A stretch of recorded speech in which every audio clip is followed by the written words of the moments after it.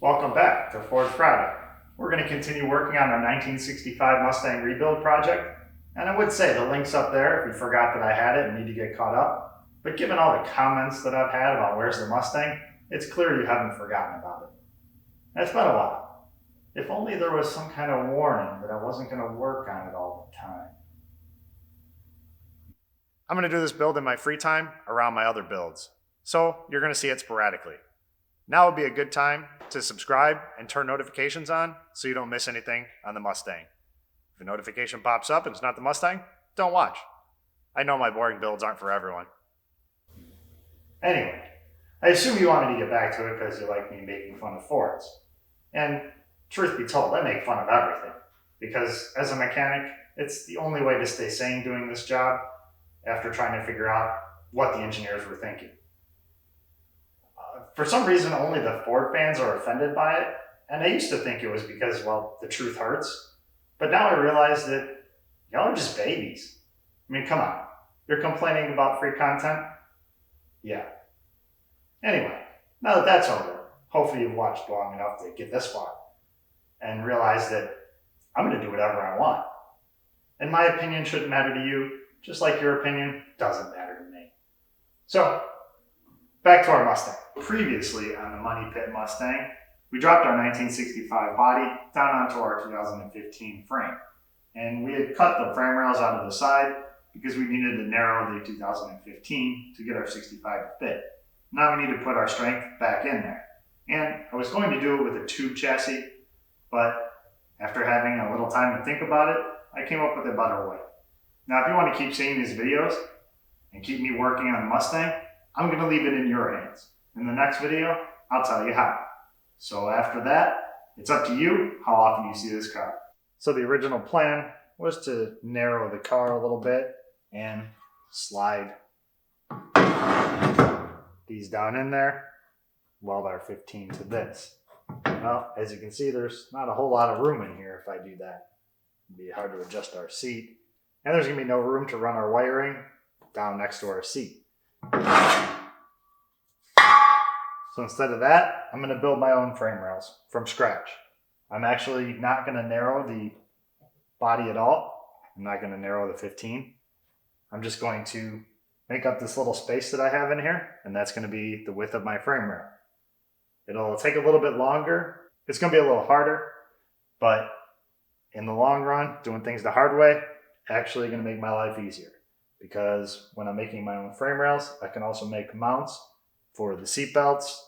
I have a place to run my wires down inside here. And I'll be able to make it big enough that it'll fit here. And we'll have a little space in between. That's what we're going to do. But first thing we have to do, pull the body back off. For time number, I don't know. And it definitely won't be the last time either. First, we need to pull the hood and the fenders off. They were sitting on the car just so I could get them out of the way. The shop was a little full over the winter with other cars, so that was the only place I had to store them. They're just held on with structural bungee cords. They're just sitting up there. The roaming gnome wandered all the way over to this shop, so I'll put him to work. Apparently he's better at this than I am. This fender doesn't want to come off. So now we'll lift the body off, same way we've done it before. We have our engine hoist in the back, tied into where our bumper mounts, and we'll just lift it up on our supports that we built for the door opening. Had to move the seat out of the way. It was getting caught on our cross brace. Just lift it up evenly.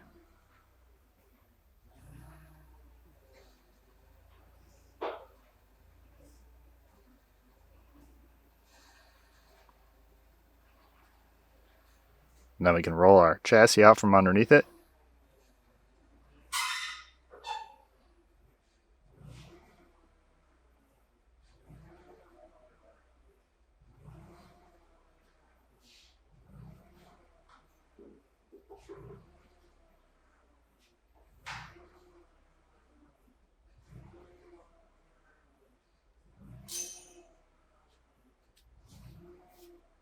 I'll set our body down on some jack stands. We don't want to leave the stress on the hydraulics of the forklift or the engine hoist. We're going to do this process probably about 4 or 5 times today. You guys are going to see it once, because I don't want to make an hour-long video of me doing the same thing. If you're wondering why there's so much of the car missing, well, it's a Ford. I started removing the rust, and this is all I had left.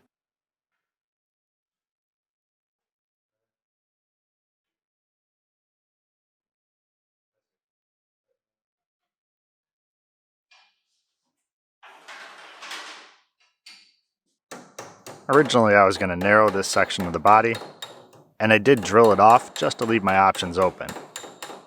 Since I decided to take the width out of the frame rails instead of out of the floor, I can use these flanges that were originally welded and bolted to the old frame rail on our new one. So I'm going to hammer them flat. They're a little bent up from me trying to chisel them apart. And there's still some seam sealer on there, so we're going to let the gnome take that off. Meanwhile, I'm going to go start measuring the other side, see how our frame rail is going to fit. So he heats it up a little bit, soften up that seam sealer, then scrape it out of there.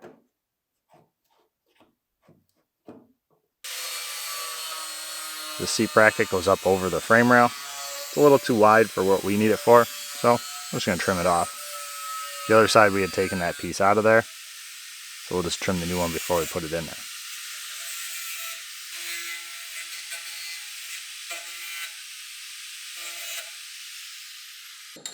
Straighten out the flange on this side.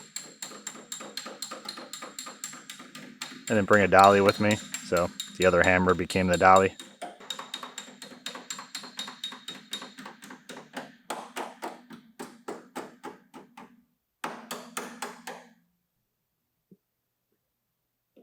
And the gnome's back to his job, pulling all the seam sealer off.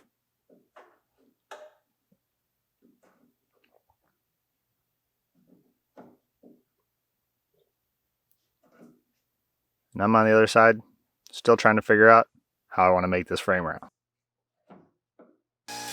Now, since all of our seam sealer's off and our flange is straight, we can start cleaning all of it up, get ready to weld to.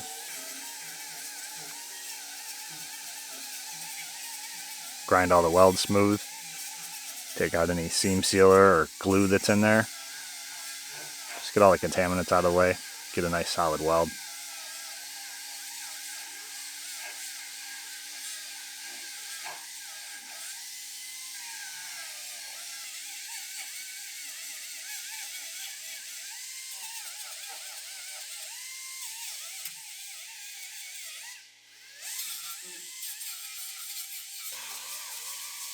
So just work his way all the way to the front.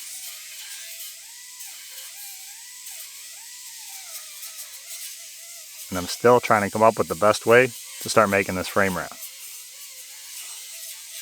Apparently, I haven't had long enough to think about it. It looks like we're changing courses yet again. Instead of making my own frame rail, why not just use the ones I already have? I'm going to narrow it, basically cut it in just about half. There's an inner piece that holds some of the welded nuts on for the seatbelt and the wiring harness.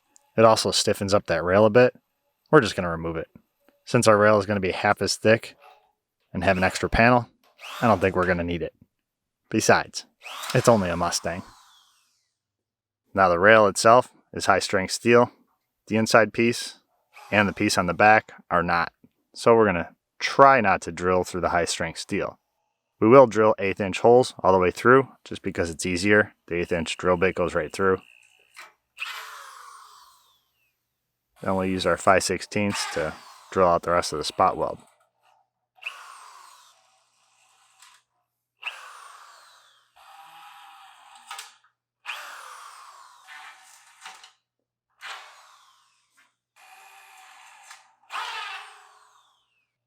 There's a little bracket on the bottom, so we'll stand it on end upside down, drill those out.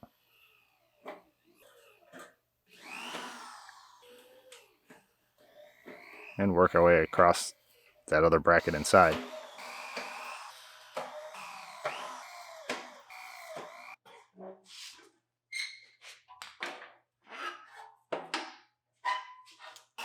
Now we're going to drill the holes in the top. Once our 1/8 inch holes are in there, it's easier to drill them with the 5/16 and it won't wander, because on the inside, it's going to be a little difficult to drill.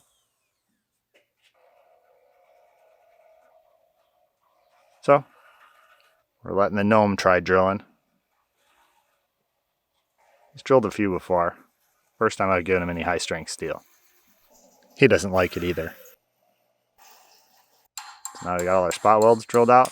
We'll knock this piece out of here.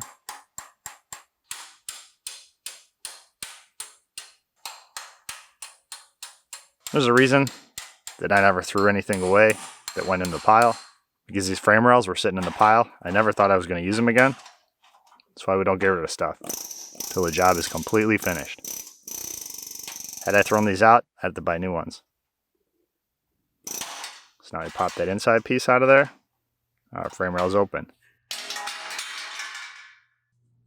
That little piece on the bottom, just knock that loose. And now we can start grinding our frame rail. We're going to cut it down. We have our OEM template on there. We laid the template out where we wanted it. It's just 3/4 inch tape. I'm just going to cut along it.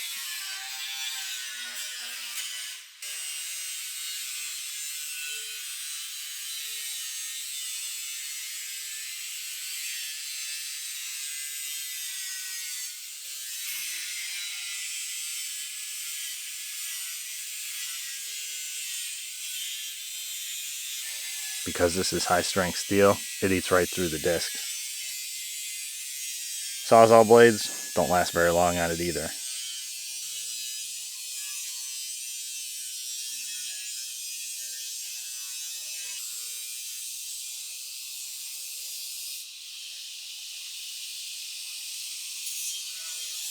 Look at that, hearing protection and eye protection for both of us. The safety experts are in heaven today. I'm not wearing any gloves. Nah, never mind. So there's a piece in the back that goes underneath it. We need to take that off. It's going to be in our way. This one, I'm just going to have to fabricate completely. There's a few welds that hold it together. Just pop those off.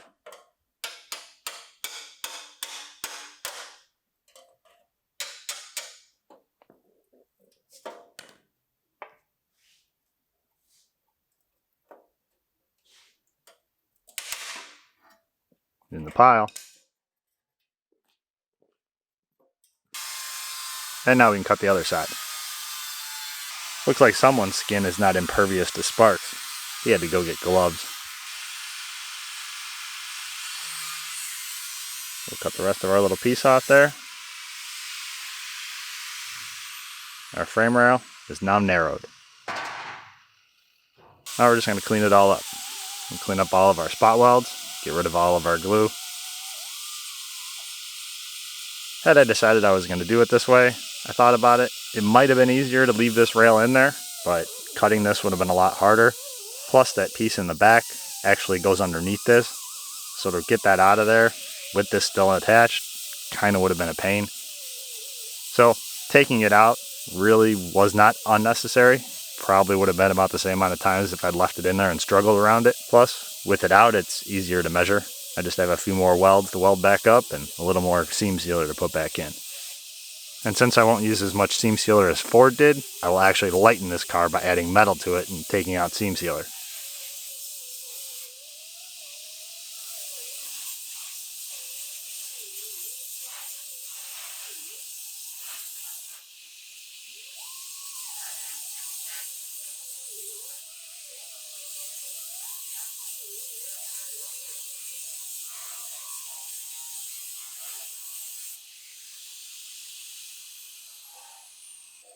So now we're going to go to the other side, do the same thing. We'll drill out our spot welds on that inner piece. We're going to do it a little bit differently. There's one little piece that we're going to grind off that was left over. Pop that off of there. I will grind the piece off the bottom.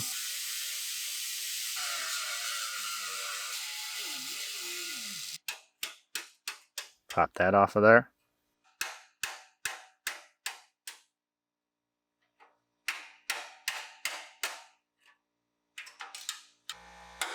Now we can knock the back piece of this rail off of there. Toss that in the pile. Actually, I'm going to save it because when we make our new piece to go in there, I'll be able to set this up against it, mark where all the welds were, drill my holes in my new piece, and weld it up. That way all the welds will be in the same place. Now I'm going to use a disc to clean everything up. These are actually those flap discs. They work very well for this. Save a lot of time. They're available in my Amazon store if you want to check them out. It cleans off all the seam sealer and cleans up all our welds pretty much all at the same time.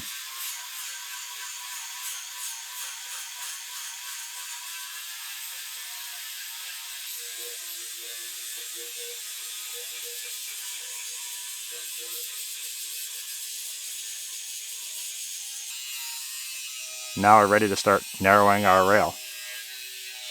We did leave that inside piece in there because the welds that hold it on are actually going with the part that we're cutting off. So we're just going to take it all off instead of having to drill out all the welds on the top and the bottom. Sometimes you learn ways to be more efficient.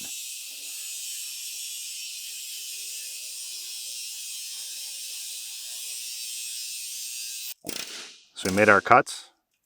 Now we're just going to chisel off the spot welds that are on our rail. Hold that inner piece in there.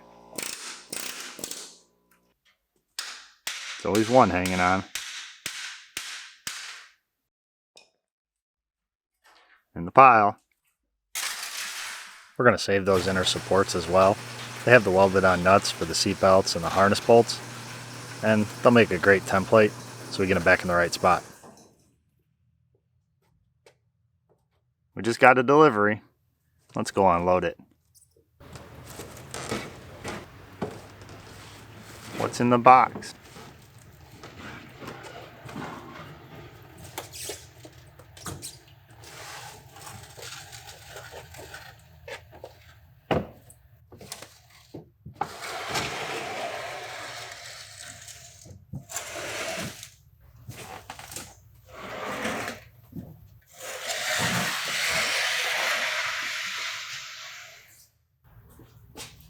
Yes, I have a forklift, but it's over there. So our big box here came from classicbodyparts.com, or if you're looking to upgrade from stock, try performancerestoration.com. Now those guys over there got us the stuff we're going to need to keep going on our build. Now, it's the reason you haven't seen the Mustang in a little while. Their supplier was a little behind, so they worked with us. They actually held the stuff that they had until our order was complete and then shipped it out. It saved us a lot on shipping. They kept us updated on the whole process. They let us know when we have it, when we could expect it, and as soon as they got the parts, they shipped them out the next day. I had them 2 days later. So, huge thanks to those guys. If you're looking to rebuild a classic car, not just a Mustang, they have all different kind of parts for all different kind of cars. Check them out. Links in the description below. Next time, we'll get this box opened up, find out what's inside, and start using some of these parts. So, thanks for watching, and I'll see you soon. And you guys are just going to have to wonder until next time, what's in the box?